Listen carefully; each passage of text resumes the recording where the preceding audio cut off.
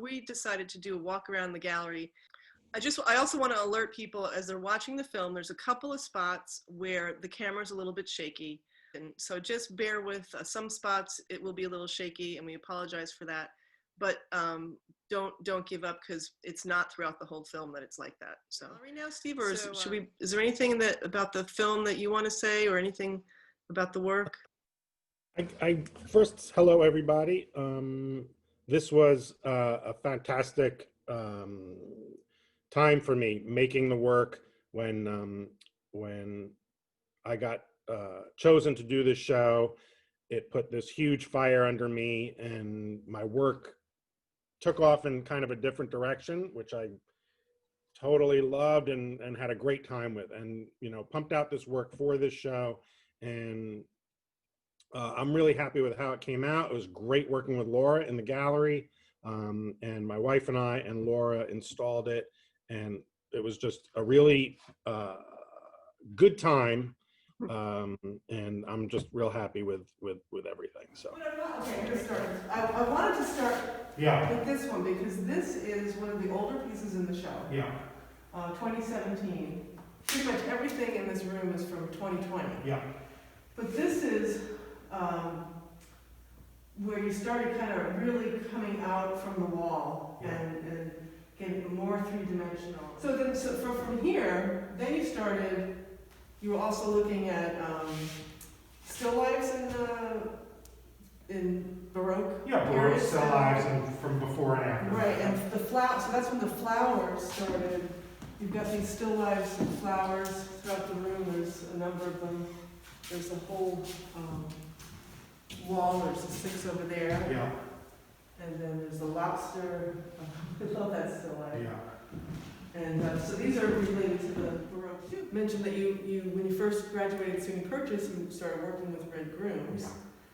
And there's a cartoony aspect for sure going on with his work. What was it like working with? That was working there. I mean, it was, I guess I could call it was a dream job that I never dreamed. It's not something I was even aspiring to. I was on some other weird path, just out of art school, that had nothing to do with art making. And I don't want to sound corny about this, but there was a license that I think Red Grooms, who's a huge artist, and the cartoony, colorful thing that I was always just interested in doing. And here's this guy that's made this amazing life out of it. I think it kind of gave me license in my work. But that was always sort of in the margins of my life, doing cartoons and goofy stuff. Then when I started to work as a full-time studio artist, the stuff was like landscapes and more serious and austere, which I loved, which was a part of me. But cartoony stuff was always kind of often stuff that I would do privately in my journals or whatever. Cartoony things I would do for family things or other stuff.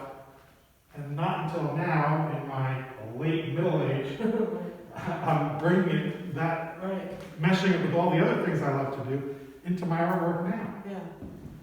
All these characters, I mean, there's the beautiful still lifes and the flowers, but there's also these creatures that normally you would not see together. So a couple of things that I'd like to mention, like just how you put these things together. Probably your experience working with Red Grooms in the studio. How do you put things together and the planning? And I know that you improvise a lot of your work. You don't have a set plan. But you certainly have to know how to make things stand and hold up. When I build something and make something, I want it to be strong. I don't just want to glue giant things together that are going to fall apart. I think about not just the archival quality, but I want things, and I love figuring out, not before the fact necessarily, like in the middle of it. It's like I want to make these wings and pieces, not just so it's transportable and I can take it apart, but also like I just love figuring that out on the fly. Like I make these elements, now how am I going to put them together? I could either make hidden something, and I'm like, no, why can't you see that it's a giant bolt? And make that the challenge of seeing bolts work with the piece. Just thinking the other things that go, just the colors in these Yeah. I mean, it's super vibrant, saturated. I'm also thinking, kind of thinking of like David Hockney. All right. And the sort of playful, Yeah. And there's also like cubism, all these planes that are being shifted, the tables coming out, things are, the way our eye moves around things. Do you like David Hockney? Yes, very much. And I don't know, it was like 15 or 20 years something. He had that show of those landscapes of the trees. They were giant paintings, and I saw that wherever I saw it down in the city. And they were just the scale of them, the colors of them, whatever. He's getting on in years. It just became so exciting just to see this older guy. Yeah. And he'd always work with color. Oh, he's unstoppable. He did a lot of theater, he did a lot of scenery and whatnot. And this just was a great exposure. I remember those, they're huge paintings, Now, did you see the one, was it at MoMA, like 5 years ago? No. Where they had the iPad drawings? No, I think I saw them somewhere. I never That really was seen them. amazing, because he recorded the changes. So Yeah. it was like watching an animation. Yeah. Amazing. Yeah. But, I mean, his work has that kind of playful quality that I feel like you have that going on in your work. And we mentioned Elizabeth Murray earlier. Yeah. Her work is like that too. We were talking about this piece earlier, like there's these, the still lifes, the flower still lives. They're more representational. Yeah. And then this piece is the last one that you did, which is there's these forms in here. We recognize that as flowers, but there's something going on for me. It feels like things are moving around, or they're alive on some level. There's some kind of life force to them, but I don't know what they are. Me neither. Yeah, which is fun. You don't have. Well, this started with, so I was doing another flower piece, and these were in there, and then I think I just let myself go and get another tangent with some of the same rules that the other ones have, which is cut out, dark on the sides to push that whole two-dimensional in a three-dimensional piece.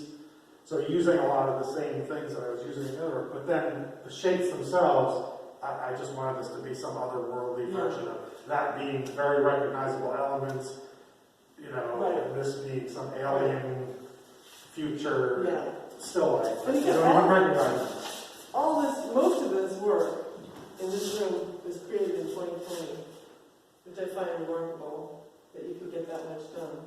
Yeah, it was a pretty busy year, but like I think I just hit on something and I just went with it. And there was a lot less stopping and questioning what I'm doing so much, like we were talking about before. I wasn't spending a lot of time wondering, what does this stuff mean? Does anyone really care? Do I care? Does it suck? Is it good? I just kept moving. And I think it's because, and I don't want to compare this to other work I've done in the past, which all meant something to me, which all came from some part of me for sure, because I wasn't trying to do work to please anyone initially except myself, so it's got to be something that tickles me. But this stuff, I think, really more than anything, just felt just the most, not organic, I don't even know the word, it just flowed out. So I didn't even question it, just let it go. And give yourself a freaking break, Steve, and just work. Like, don't stop and think about it. It's coming from somewhere. At the end, when it's hanging in the gallery, you can look and wonder why I thought that or why I want to do that. But just do the work. No, I think it's so great to hear that, because I think that is the kind of space, the zone that artists want to be in. And sometimes it happens, and you don't know what you did to make it happen. Or you've had an experience of it, and you're always working to get back there, and it doesn't always come so easily. And sometimes you could be in it, you don't even kind of know you're in it, you're just doing, Yeah, that's the best, I think. Even though you're not savoring it while it's happening necessarily, it's got to be feeding some part. Of course, now since the show went up, I turned all the lights off in the studio, I just sit in the middle of the room sobbing, and maybe I'll come back to it, but no. Walt Disney stuff? Totally. Walt Disney stuff, like, if I was to really think about it, I think that the backgrounds of, you know, Snow White and the Seven Dwarfs, or Cinderella, or Fantasia, or something, when I look at the Raven and the Goldfish piece, or even the background of that, like, just a lot of texture. They were beautiful, beautiful paintings of the background. Right. And then the Pink Panther and the, remember the aardvark, the ant the aardvark, or the ant the aardvark, which is the same Frizz Freeling cartoons. Uh-huh. And they were like jazzy, like I said, like psychedelic kind of stuff, and really intense colors, and pushed the realism of it into a whole new. Right. No, I think that's another thing that I deal with, is like the things feeling animated, or feeling like there's something going on that's not, like, one way I kind of don't want to do visual tricks or anything like that. Right. And they are static things. These do not move, so I don't want to push that too far and making something look too much like it's moving or whatever. But it's a composition like anything else. It's going to have some sort of movement. You want your eye to move around the piece, and you're still just moving around this way rather than this way. Right. But if it plays with your eye a little bit, then I'm all for it. So. I mean, if you think of some great artists like, you know, Thomas Hart Benton's Train. Oh yeah. You know, I mean, it feels like that train's moving Totally. right in that, you know, that context, right? Is it? Wait, is the one where, I think I remember the train, but I'm not sure. But then there's one where there's a truck or a car coming over that bend. And that one too, yeah. That's another That's one, right? painting, yeah. That's a painting, right? Yeah, Love the train might be a drawing, I'm remembering a drawing. Yeah, I'm not remembering that one. Yeah, But but the that's truck, how I I know do. the truck is a good one for that kind of, you know. Yeah. Just the way the form is drawn gives you the movement. You Yeah. know? So much of art is about giving the forms life. Right. And that makes them alive. Yeah. Yeah. It's just like that piece right there. Like, I don't know what they are, but they're Yeah. alive. You know? Right. So I knew I wanted that movement. yeah, how did you do that? And I knew wood was going to be too much, not challenging, it just wasn't going to work for me. So I just took some black rubber hose. And again, like we're talking about making these things, Right. I wanted to make sure, not only could so I made a So it's long, flexible. Maybe we should get a close-up of these wings. it's two pieces, or is it one piece? It's Yeah, it's two long hoses that I attached the wings to it, made it really strong because I knew that was one straight piece that was then going to get twisted and wound around. So I was able to form it fully with the feathers on it. Right. So it had to be able to withstand that. So again, like I love being able to figure out which screws and which threading on the screws was going to hold in this rubber thing, because you're putting these dissimilar things together. Yeah. And I still wanted to be able to position stuff and move things around. So even though I thought the piece is done, I went as far with it as I could. Yeah. Since doing this one and a couple of the other ones, I moved on and sort of discovered the idea of using these oil pastels, crayons, on the pieces to add another layer of movement and just get that hand-drawn kind of cartoony thing. And like I was saying at the Zoom meeting, the children's book that I love, called Harold and the Purple Crayon, about this little kid that walks around with this big, chunky purple crayon and walks through the world creating his own reality. He wants to walk through a door, so he draws a door. And then he really just that fantastic idea of this little kid just creating his own world. Beautiful. Anyway, so I discovered those, and then I realized, once I started doing, this kind of, it just put the final touch of what I wanted these things to be like, a little extra layer of something. Right, so then I went back and I thought, then I looked at this and I was like, this needs that. And even though I'm heightening, really defining, it's a cartoony looking thing, so why not go for it? Yeah. Well, it made these things pop more. Yeah. It was much flatter before. That was this one's a little bit. What? It's a little spooky. Oh, totally. I want it to be spooky. I think a lot of these, as funny as they might seem, whatever, I feel like there's some of them have a little subtext to it. Some of them do. I mean, there's this clearly the story with this one, but there's also, there's the humor and just the storytelling. But some of these, just this grid of these still lifes are just beautiful. You know, it's just about beautiful objects. And That was a stroke of your genius to do that. When we were hanging the show. You know, obviously, this is all yours. you bring more work than you know you're going to hang, because I want to be able to edit when we're here. Because even though I know this space and I was making this work for this space, you never really know until you're hanging. Right. So I knew. And these were also done kind of at the same time. So my work wall had none of the other stuff. It just had these, and when I would finish one, so let's say this is my work wall, I would finish one, and I would put a sheet here, hang it, and they were in a cluster. And it looked kind of good like that, but I didn't think of bringing that into the gallery. I've looked at these little, the vase shape that gets repeated. Do you have something like that in your house? An actual vase? With the double handles? No, you know what, that probably came from looking at all those old school Right. still lives. Yeah. They're these very elaborate. Right. I wanted to simplify them, but Yeah. And you have all these tools in your studio that give you a lot of freedom to, as you move along, like, oh, I need to do this now. that is it's so key to the way that I work. So years ago, when I would make little assemblage kind of things and whatnot, Right. where I used to work, I had a studio here. It wasn't big enough to have a bandsaw in it. Right. And I have to run home where I have my wood shop just to do that one stupid little thing. And it sort of broke the flow. Right. Now, I've got the space. There's where I paint. It's where my supplies and tools are. And I try to keep it organized, which is nearly impossible. But there's a space and a place. And the bandsaws are ready to go. The table saws are ready to go. So I come up with an idea, something I want to do. I can jump there, do the thing. Okay, so we're back in the Zoom land, and since we ended that film Walk Around the Gallery with Steve, we ended it talking about Steve's studio.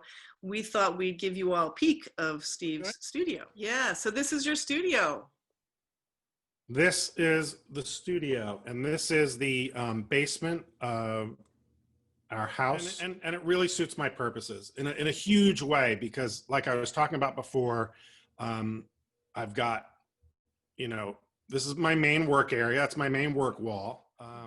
And a lot of the work tables, almost every work table is on wheels, which makes the space, even though the space is gigantic, things get jammed up and I can really customize the space based on what I'm working on. Right. So putting things on wheels is really important. But I'll stop in a second. So there's, the length of the space. I'll get over there in a minute. Over here, flat files. That's the wall. It has like a bunch of books, research books and whatnot. And my record collection, which I've had for way before it became like, retro hip to have records. I'm a little too old to be retro hip, I think, anyway.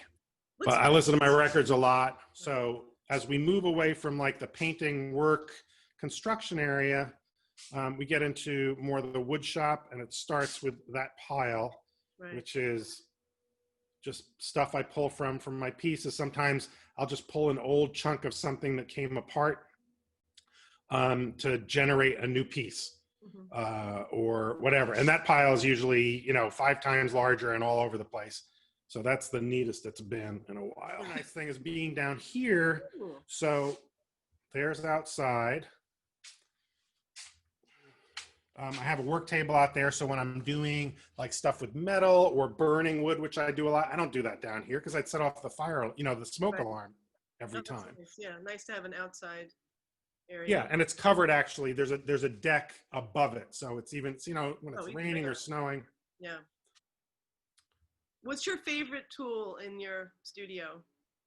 You are looking at it, Laura von Rosk. I would say not my favorite because I've had this for years and I always wanted like a better bandsaw than this, but I've done so much to it and I treat it like, like it's my baby, even though it's not the best in the world. It gets, it suits my purposes. But this is the one that I use the most. It sounds the most expressive woodworking tool that I have, I think. I don't do a lot of wood carving. I do just cutting out shapes and stuff. And because this is basically, I can scroll cut on this. Right. I mean, that's really the only way you can cut those shapes, right? You have Right. I use a jigsaw, a hand jigsaw for some stuff, but this one I use mostly. And I can do all sorts of free form, you know, or, yeah, just, Yeah. so that's one of my favorite tools. Nice. Okay. It's been such a pleasure. And this show is up until December 8th. I'm sorry, December 18th. Yeah. So our gallery hours are Wednesday through Friday, 12 to 5, and Saturday from 12 to 4. And if you can't make it during those times, just call us or email us and we will make a point to meet you there. We're pretty flexible. So, all right, Steve, I'll see you again sometime. I don't think I'll see you in Zoom land for a while, but this was really fun. Happy Thanksgiving. Happy Thanksgiving.